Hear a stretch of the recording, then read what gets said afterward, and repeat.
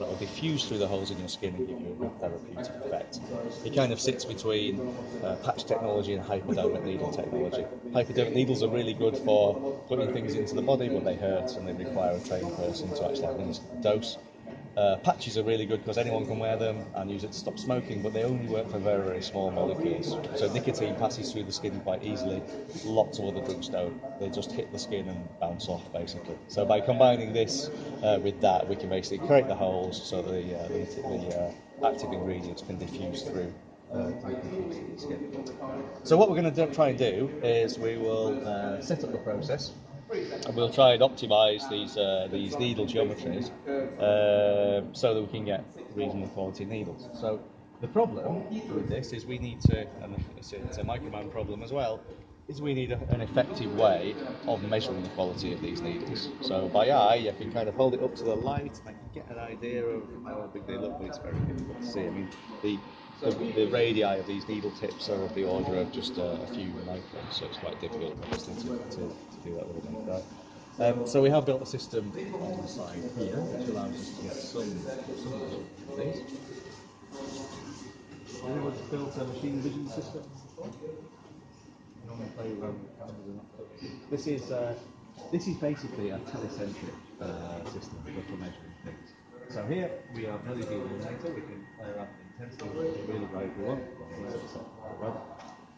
So this is a fibre optic going to a telecentric illuminator. So the clever thing about this is it's effectively a lens which takes that input light. It's basically acting as a source, but it means that if you looked at all the rays of light, they all travel in parallel lines. Basically. So it's telecentric illumination because everything is coming parallel like that. So you can probably see here that. So if I hit this here, I should have a circle that's about the same. So basically, there's very little dispersion in this. On the other side of this, we've got a microscope lens, but this once again is a telecentric microscope lens, which means that there's no perspective distortion on this. So if you took, if you imagine I had an array of circular cylinders and I placed it in front of that lens, what I would see through the lens was lots of perfect circles. I wouldn't see that the ones on the outside were like looking like this. I wouldn't be able to see the inside of those. Because it's telecentric, everything is perfectly square and right, which makes it a very good metrology system for measuring. So what we get effectively is a shadow graph from the system. So, but because it's all telecentric, we get very sharp, crisp definition for the things that are in focus. But for this application, we actually don't want things to be in focus. The reason being, I'll show you.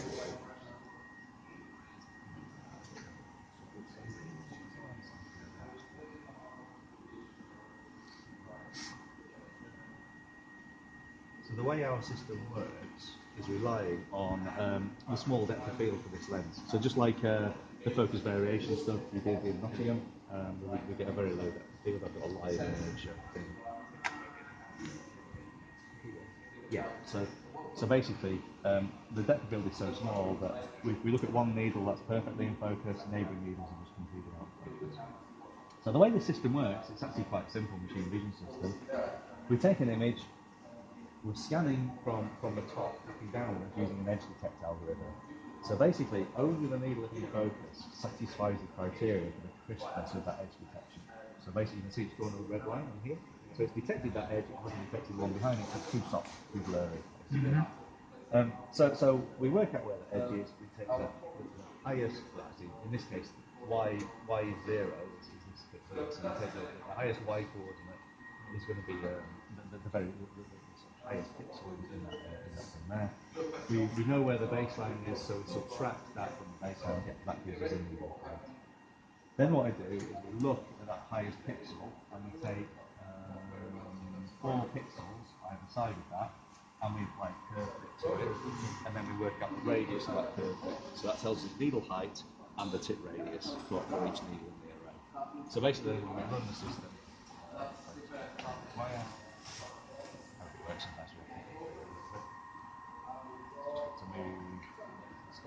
okay, so what I'll do is I'll just work through each needle in the array, calculates the height, and then calculates the radius. So we have the live update on the bottom corner of where we are on the array, and then it will record each of these values, then we can write it to an Excel file later on. So it's it's a useful tool for us to be able to verify what we're doing on the machine, whether it's improving the needle quality, so we know we're moving in the right direction. But we don't need to, because the way it's set up at the moment, I mean, that's why we have it at this slight incline, so we can see each needle in the array, and we get all the information we need, really. I mean, it's not perfect, it takes too long for starters. The limitation is actually just these stages, they don't move particularly quickly. If we had a much faster stage, I mean, taking the image and doing the calculations takes a fraction of a second, so we should be able to move as fast as we like with a better stage. But it was what we had around at the time, so we used them to build something that works quickly. So yeah, so basically it gives us live feedback. We can write that to an Excel sheet, and then we've got something that analyzes. So this kind of instrument is only dedicated for microneedle. I mean, it's just for yeah, I mean, specific feature. We custom made it for this particular application, but this bit and that bit is standard. We use this for a whole range of applications. Anywhere where we can produce this kind of sort of shadow graph type images, there's lots of useful applications for that. We do it over there as well. I could show you a different system that does pretty much the same thing.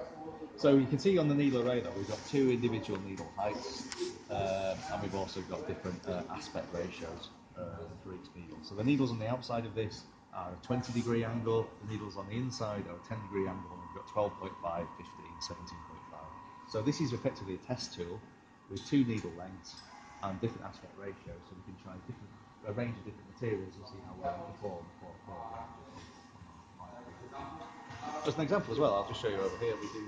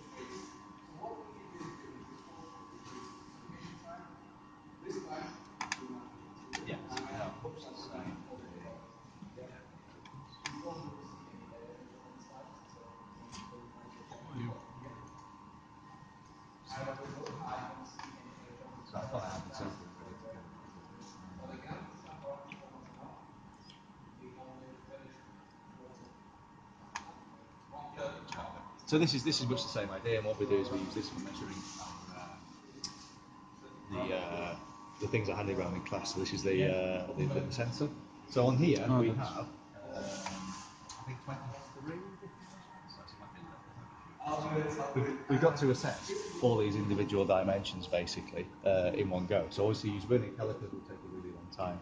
So what we've done here is we've created the same idea. So it's a telecentric system. We can place our part on there. And what that does is we use machine vision techniques.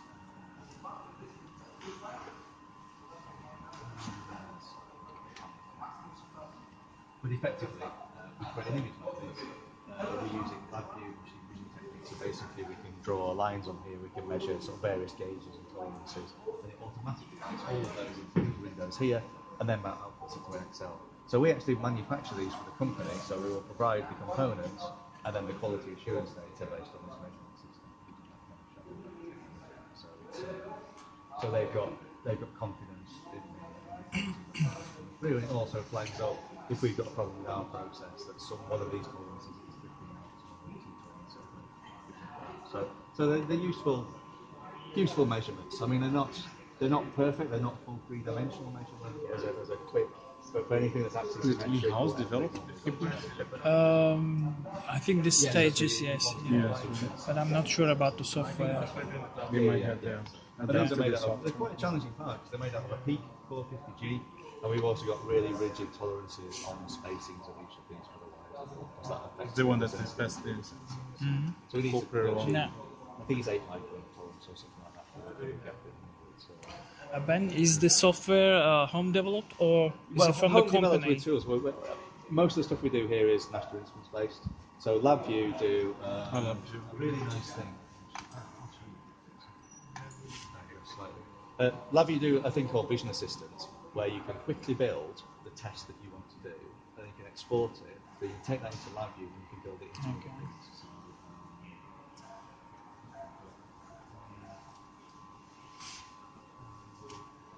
testing scripts. I don't think I'm that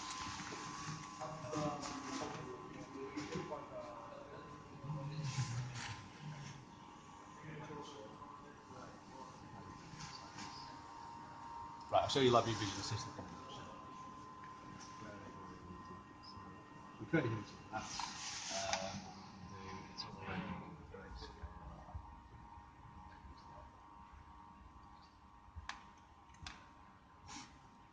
Okay. So effectively what we can do is once you've got something here, we can do adjustments. So if I drag,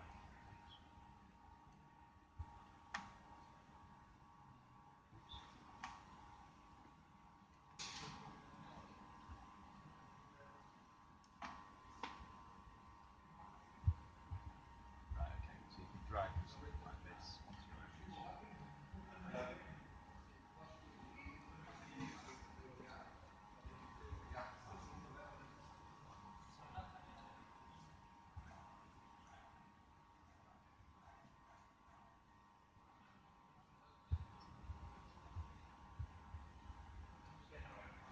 Right, okay. So you can see this is detecting the two edges, top and bottom, and these yellow lines there. So basically you can create a number of these objects, you can place them all around your image, and then you can output all the results at the bottom, so then you can export that into that view. So you basically got like a template that does all your image measurement, and as long as your object falls anywhere within this search region, it will always find these edges, and then gives you the distance between them. So it's kind of image processing. It is, yeah, but it's all automatic, and it's very quickly. It's very quick. I mean, to make the software, I mean, I did the software to do this measurement and output it in Excel, and it probably took me 2 days to do everything, and including all the sort of like camera acquisition and the looping and the user interface. So And how much is the resolution? About 3000 by 200. It's a 5 megapixel camera, so the voxel size, the pixel size is down to around about a micron, so it's very, very good. Camera? That's the pixel resolution of the camera. So given that magnification of lens, because we also have calibration reticules, so we have scales that we can put in the system. So they're micron scales. Then we can work out what the pixel correlation factor is, and then we can convert directly from pixel space to the actual measurement space. So we know we've got really accurate measurements. And what are the specific features of the light there? Telecentric. So everything's in parallel. So it also means that I could place that object at any distance from that lens and it will look the same size. So telecentric, everything is purely parallel, which is what I was saying before. So if you have a grid of cylinders, it will look like a grid of perfect circles. There'll be no perspective error or distortion. Whereas with a normal lens, the distance you have from the camera will mitigation and you have perspective. So telecentric lenses are machine vision lenses and are very good for it, basically. Yeah, no, it works really, really well. It's, they're good systems, and we use them all the time for very quick, because they're not so costly. You don't have to worry. I mean, with 3D measurement systems, there's all sorts of problems with vibration and that kind of thing. With this, we have hugely intense light. We can take a very fast image. There's no motion blur or anything like that, and we can do accurate measurement with it as well. It's not giving us the same amount of information as like Nottingham system. That'll be a full 3D contour, which would be wonderful. But sometimes, if we want something quick and does the job. then we can do that. Yeah, exactly. Yeah. Is it possible to have the current image? The what? Sorry. The current image of the camera? Oh yeah. It is actually. I'll just have these templates.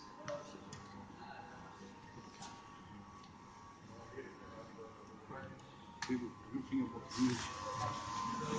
Everything about image. One system, I'm not sure. Yeah, it's your because he's my researcher. Yeah, it's not quite yet, so it's not actually in the computer.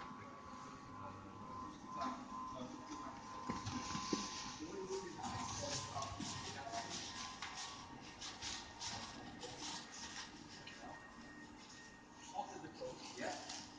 Coming down, and another shot of material coming through, because we still maintain the syndication. Yeah, and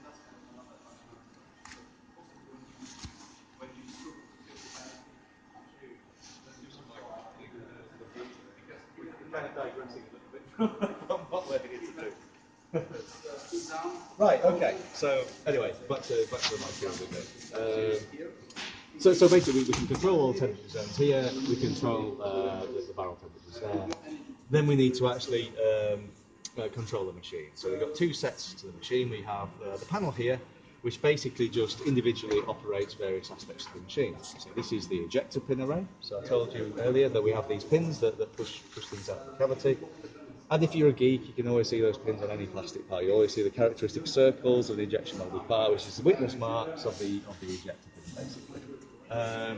So each individual axis of the machine, we can move using these things. So I can spin the tool around, here. We can control the injection piston, heating pistons, all these kinds of things. So this is a kind of direct link to the motor drives. But then also, on the computer system here is where we adjust the individual settings and parameters on this. So we have various sort of zones at the bottom. Some of them we use a lot, some of them we don't. This one is just the mould opening and closing profile, so how fast we open and close the mould. Because it's one of those contradictions. You want the mould to open and close as quickly as possible because nothing's happening in that time, and so you're wasting money. But if you get it going really, really fast, it can also get a little bit scary because if a part or something sticks in that mould, it's going to go, then you can get things stuck in there. So it can be a bit of a problem. Because what you don't want to do, we have done it in the past where we've had parts get stuck in tools, the mould closes on that stuck part, and if you've got very fragile details in your mould tool, they can just be crushed.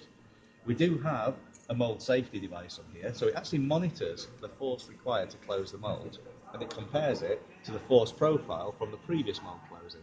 So if you've got a part stuck in that mould, at one location, that force profile is suddenly going to deviate quite a lot as you start to push on the part that's stuck in there. So it'll detect that and it can stop the mould closing and then open up again and allows you to clear the error as well. So mould safety is quite important, not just for mould protection, but if for some reason an interlock is tripped and there's a person in the mould tool, I mean, there's 100 tons of force on a mould tool. If someone gets in the way of that, the results will be quite horrific. You'll see people who've lost hands and things like that from having them in mould tools.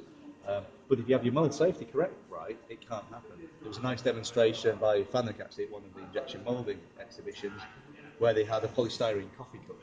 And so you got 100 tons of force and it came in, hit the polystyrene coffee cup, which deflected like that. It measured the force difference from the previous cycle and just opened straight away. So they can be literally life-saving in some cases. Life-saving in the way that your boss won't kill you if you realise you've damaged his tool, or life-saving in the way that if you're in the moulding machine, you won't get squished, basically. So that's quite an important thing. We then also have things like ejection parameters, so this tells us the speed with which we eject the part. Also, sometimes we'll do multiple ejections as well to make sure it's definitely gone and fallen off. So the speed is important because, as I said earlier, sometimes we get the parts can adhere to micro features or nano features in the surface, they stick. And so if we try and eject too quickly or too high force, sometimes that can cause cracking of the object as we try and eject it. So we can sometimes be careful and just gradually bring it out to be able to protect the device as well. But the main ones we're looking for in terms of the moulding process are things like the injection velocity, the injection pressures, and the hole pressures, which are going to affect the quality of the parts at the end. We also, on this screen, set the temperatures of the various zones on the machine. So here on our mould, we've got around about 110 degrees. So be careful if you're working in that space not to touch it, because it's going to feel quite hot. And the extruder, so the extruder temperatures, the barrel temperatures, are around about 300 degrees as well. So the barrel is 300 degrees, 290 degrees, and the nozzle that I showed you before in there is 300 degrees. So it's fairly hot, so we have to be a little bit careful working in that space. So what we'll do now is let's just set up the machine. So I'm going to remove the hole pressure. And I'm going to reduce the injection pressure. So basically, if we were starting this process from scratch, what we would normally do is we would run a few shots with no hole pressure at all, but gradually increasing this switchover position. So I said before, ideally we want to fill the cavity about 99% full under velocity control, so we're injecting at constant velocity, and then we switch over to pressure control just to take into account the shrinkage. What we want to do, if you don't know where that position is though, you've obviously got to start on the safe side. So we're going to start fairly low on controlling this switchover point. So what we need to do is build this pressure up here. This is the switchover pressure. So basically, what will happen is the machine will move in a constant velocity mode, but it'll be monitoring the force required to achieve that constant velocity. So as polymer flows into the part, the flow path is getting longer, so the pressure required to sustain that filling is gradually increasing. So we set a threshold value, and then it switches over to pressure control. So what we want to do is get it just inside the cavity, and then build it up until we're almost full, and then we can put the whole pressure on. So that's